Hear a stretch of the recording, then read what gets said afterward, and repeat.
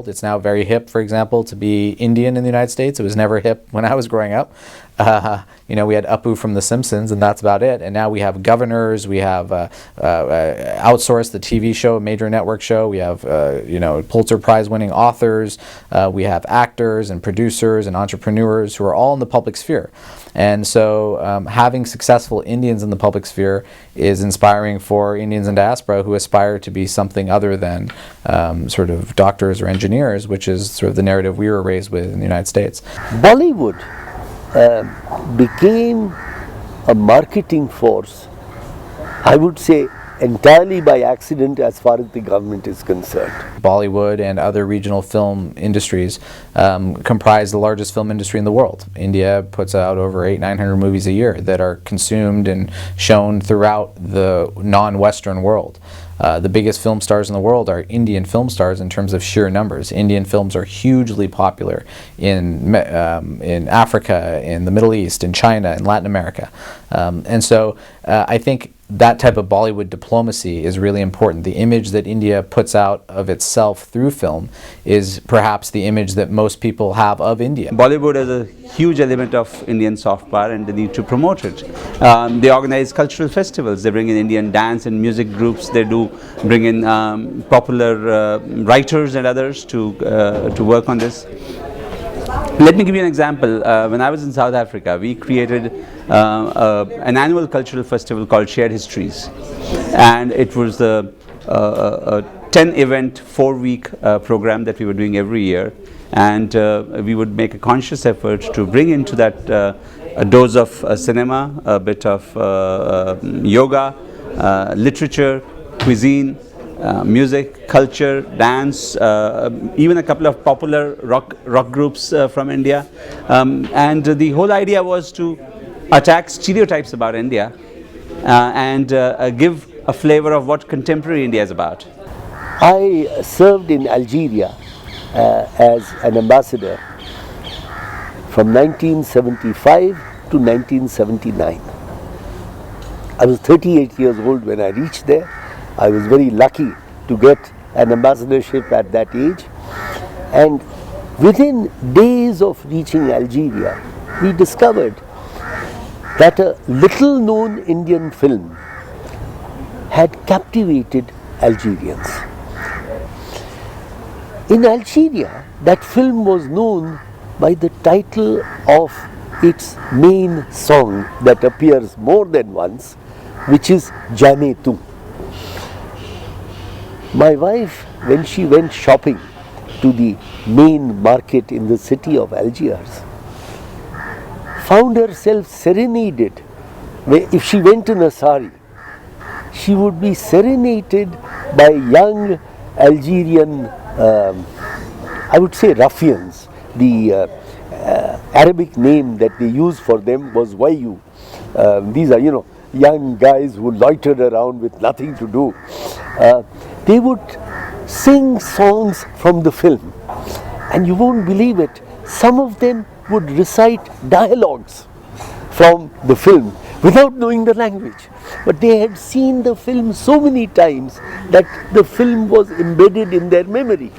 What encourages me is the fact that Bollywood is so popular in Pakistan, that even though Bollywood films aren't showing publicly in Pakistan, there's huge DVD markets, huge satellite television markets, and 3 of the most popular film stars in India are Khans, they're Muslim. So it's a great model for how even in a Hindu majority country, our film industry is in some ways is ecumenical. We have people from all faith traditions, people from all regions in India, and it's a great model to export to the world as to how Indians engage with each other and how different minority communities can still rise to positions of prominence and influence within India. So I think that especially around Bollywood films and increasingly more around Indian soap operas, there is that opportunity to think strategically about how pop cultural diplomacy can help further India's strategic and geopolitical interests. I think that Indian film is changing now. We don't just have the Bollywood model. We have a new wave of independent filmmakers who are making very interesting films about all the socioeconomic classes in India and all the many problems that Indian communities face, not just I want to marry a boy who my parents hate. We've moved beyond that narrative, and even Bollywood stars like Amir Khan are producing films like Peoply Live and Dobigat that are more subaltern in nature, that aren't your traditional Bollywood narratives of sort of fame and fortune. So I think that the model has changed in India. We've got these young, exciting new filmmakers. Media has become democratized through Facebook and YouTube, and everyone can be a filmmaker now. I think there is such a thing as infrastructure diplomacy, in the sense that it encourages foreign investment and it creates a particular image for your city or your country that is important to push in sort of the global public sphere. And I think Delhi is a great example over the last 10 years on how, 10 years ago Delhi didn't even have electricity. It's the capital of India and you didn't even have electricity. You know, it was almost like it was easy to not take India seriously when it suffered from basic issues like that. But I think as India becomes an increasingly important player on the global stage, both militarily and economically, having that kind of infrastructure development goes a long way towards projecting a particular image of India and of Delhi that has gone a lot better over the last 5 years. Yeah. But we're also making tremendous progress in the last 5 years. And maybe in the next 5 years or 10 years, we would definitely improve our infrastructure, and that will, further change the kind of image that, or the identity that India has in the community of nations. The phrase faith diplomacy disturbs me a little bit, because it implies a marketing of faiths, whereas our story is one of secularism. But our secularism is not the cut and dried secularism of France, where the state says nothing to do with religion. We say equal respect for all religions, and where possible, equal promotion of religions. India's faith traditions and its commitment to pluralism and its history of religious engagement, pluralism, tolerance, is one of its real strengths and perhaps one of its great exports. But it hasn't strategically been sort of conceived of as something that can be exported as a type of soft power diplomacy. I think one of India's great legacies to the world is its spiritual legacy, and especially the fact that you have every major religious tradition in the world that sort of coexists and thrives side by side with each other over literally thousands of years. That's something we haven't seen in other parts of the world. Not many people know Judaism came to India before Christ. Not many people know that St. Thomas, the companion of Jesus Christ, came to India and is buried in Chennai. This is not myth, this is history. Chowk is extremely religiously diverse, as is Delhi. There's a great Baha'i temple there, one of the great ones in the world. Obviously many important Hindu mandirs, Jama Masjid, the biggest mosque in India, is there, Mughal era mosque. Of course you have very important gurdwaras there as well, Jain temples, you have churches, you have synagogues, you have literally houses of worship for every denomination of every religion in the world. And for me, that is a microcosm of India. And the thing that people don't often talk about in India is its history of religious shared space, ritual, and cultural norms. The narrative that the media likes to pop up is that of conflict, that religion is inherently a mode of conflict, and that the story of religious encounter is one of conflict. And my journalist friends tell me that if it bleeds, it leads, and if it bleeds in the name of God, it gets the front page. So there is an incentive for media to portray religious conflict as something that's intractable. But the reality is that the history of India is the history of religious cooperation and shared sacred space.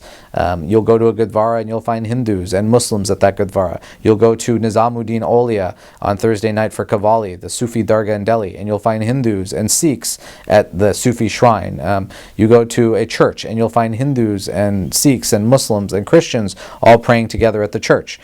So you'll see that Hindus and Muslims and Sikhs are singing the same types of songs. They're singing from the same devotional poets of the medieval period. You know, the Guru Granth Sahib, which is the Sikh holy canon, has poems by poets that we now consider Muslim, like Farid, or Hindu, like Namdev. So these parochial notions of these traditions as bounded entities, in some ways, is a Western construct. We like our religions to be isms, that this is what the ism is. In India, it's messy. It's not that neat, and it's not that sterile. It's more interesting and more unexpected than all that. That around the edges of these traditions, they're bleeding into each other, and that there is a long tradition of sharing sacred texts, rituals, songs, and space. Here is a country that has played host to so many religions and has absorbed them, even while 83% of the people of India are Hindu. So this was a syncretic approach to religion, where we did not see religion as building walls around us, but really as a garden of many flowers. Sports diplomacy has a long way to go, but it's on its way. Of course, Delhi hosted the Commonwealth Games, and now India is hosting the World Cup of Cricket. Those are huge opportunities for India to show its not just its infrastructure gains, but also its sports prowess. You know, the most valuable sports franchise in the world is not the New York Knicks, it's not Manchester United, it's not the Dallas Cowboys, it's the Indian national cricket team, which is worth well over $1 billion US. So I think we've arrived in the sports context. I don't think the Commonwealth Games run-up was a success by any stretch of the imagination. I think in some ways, from a public diplomacy point of view, it was the whole run-up to the Games was a negative. And as you know, there are investigations going on at fairly senior levels into allegations that were floating around about misappropriation of funds and about poor management practices and so on. And in a democracy, that's how our system will have to deal with it. And hopefully, those found guilty of malpractices should get punished. The run-up to the Games was negative, but the Games themselves were conducted pretty efficiently. And I think you could see from the time of the inaugural ceremony, which was spectacular, that there was a mood swing that happened in the media. And if you look at the media coverage before the Games, which was uniformly negative, in fact, even with stories of a couple of Australian, a couple of other athletes dropping out, and then compare it with the comments of the same delegations as the Games progressed and towards the end of the Games, you will find that they actually had a pretty good experience, because by that time some of the problems had been fixed, the management issues had been fixed, and the traditional Indian hospitality had kicked in. I think collectively all those things, the cultural diplomacy, pop culture diplomacy, which I consider sports, cuisine, fashion, film, television, is going to be India's biggest strength moving forward in terms of the public sphere, in terms of what people are consuming and how people learn about India.